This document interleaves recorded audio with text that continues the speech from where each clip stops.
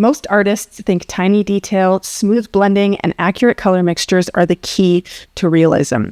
But your paintings are likely falling short because you don't have a system for your edges.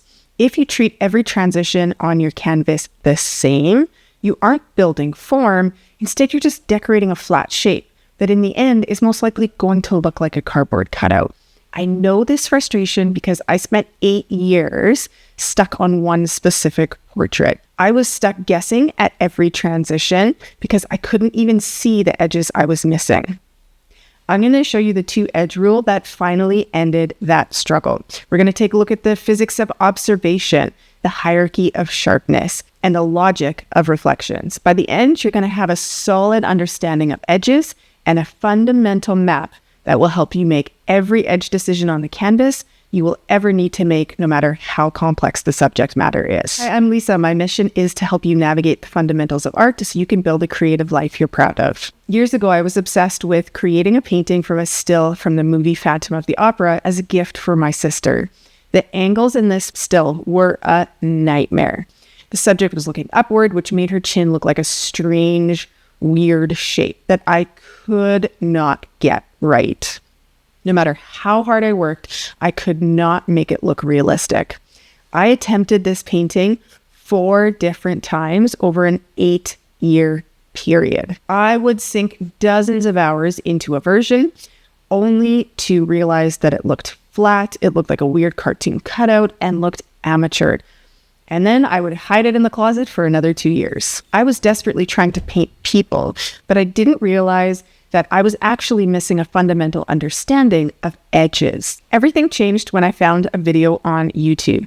It simplified edges into 2 different categories, sharp edges and soft transitions. That was my first aha moment. I was finally able to make sense of the 2 different types of transitions, enough to be able to complete the portrait to a level that I was actually proud of at the time. Understanding these 2 simple categories turned a complex subject like a face into a simple equation. If I saw a sharp edge in the photograph, I painted it in as a sharp edge. If I saw a soft transition, I painted it as a soft transition. This meant that the guesswork vanished because I finally had a compass to guide the decisions, but seeing the difference was only the first step. At that point, I didn't understand the why, the actual nature of light and how it behaves that dictates when an edge should be sharp or when it should be left soft. Most artists treat every shadow the same, which is exactly why their work ends up looking amateur. When you don't distinguish between your transitions, your painting loses its structural bones. To fix this, we have to look at the physics of light in our one sun world. Look at this apple in the still life box, the same one that we talked about in the values video. The light is coming from this direction and hitting the front of this apple. As the surface of the apple turns away from the light source, the light can't hit it directly. It turns into shadow. This creates a form shadow. Because the apple is rounded, it's a gradual turn. The transition is soft. But look at the shadow on the table. This is a cast shadow. It isn't created by an object turning away from the light. It's created because the apple is physically blocking the light from reaching this area of the table. It's a distinct imprint of the object's shape projected onto another surface. Notice how the edges are sharp. The first step to realistic refinement is understanding these are 2 completely different systems, describing an object's weight and position. Cast and form shadows. Cast shadows are sharp, form shadows are soft. Understanding this allows you to stop painting generic edges and start painting the physical movement of light across a form. Now, identifying these systems is only half the battle. If you don't know the specific hierarchy of sharpness between them, your 3D forms will start to collapse the moment you start painting. Even when an artist sees the difference between these 2 types of edges, they often make the mistake of softening or sharpening everything equally. If you don't establish a clear hierarchy, your subject will not take on its true shape. Your brain acts as a lie detector. It's constantly looking for familiar patterns from nature to decide if an object is real or if it's a flat 2D shape. But not all form shadows are created equal. If an object is really round, it will have a wider, more gradual transition. However, objects that quickly transition away from the light will have a much more narrow form shadow. You have to observe the width of that transition and describe the specific shape of your subject. To believe a form has weight, your brain needs to see this specific relationship. Along with that, if your cast shadows are sharper than any of your form shadows, that illusion of 3D starts to fall apart. This leads us to the 2-edge rule. Your cast shadows must always be sharper than your form shadows. Doesn't mean that your cast shadows have to be absolutely razor sharp all the time, every time. They just simply need to be sharper than your form shadows. When you do this, you are providing the exact signal that your brain needs to recognize a solid 3-dimensional form.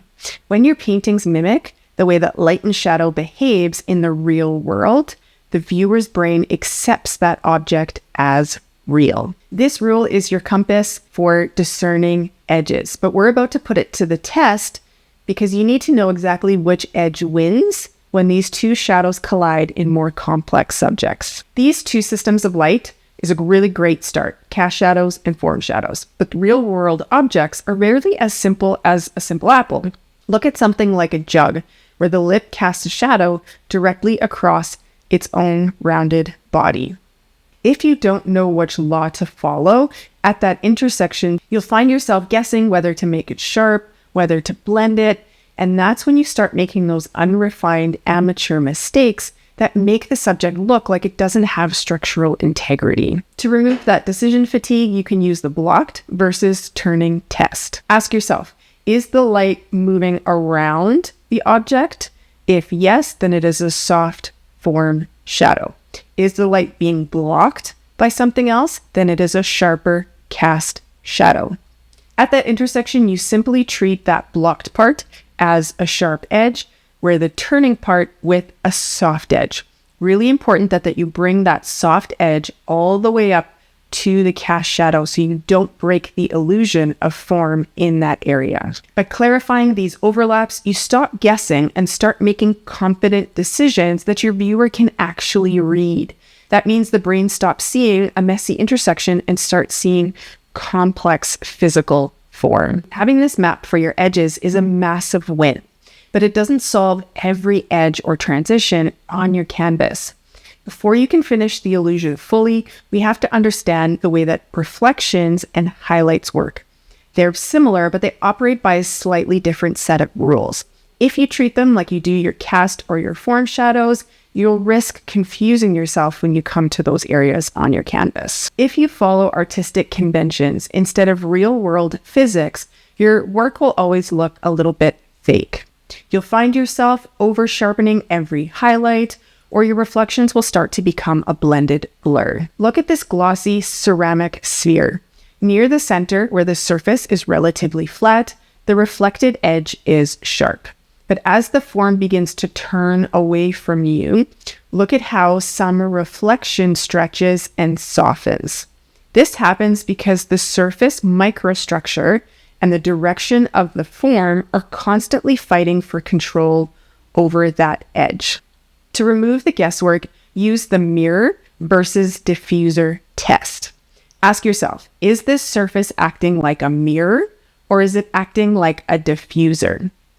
A polished metal teapot acts like a mirror, giving you sharper edges, while a matte apple acts like a diffuser, creating very soft transitions. You can master this with one simple rule.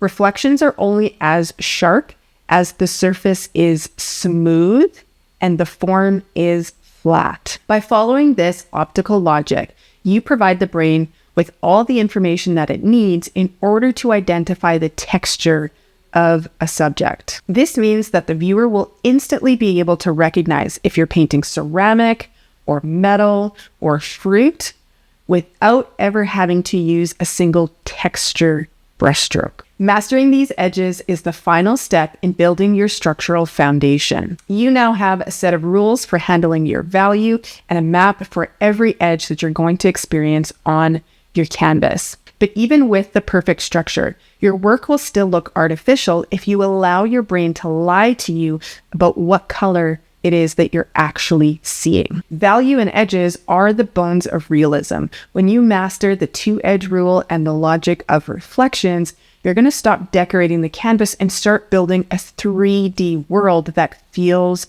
solid. Color is deceptive. Your mind will tell you that a tree is green, therefore I must use green in order to paint this tree. But in a landscape, when you actually take a look at what it looks like in its context, it may actually appear purple to the viewer's eye. If you paint what you think you see instead of what you are actually seeing, your subject will always look disconnected from the environment that it's set in, meaning it's going to appear fake. To bridge the gap between good and unbelievable, you need a system for color matching to train your eye to actually see what it is seeing. Watch this next lesson for a system on how to identify what colors you are actually seeing, so your paintings finally fit into the context in order to create even further realism.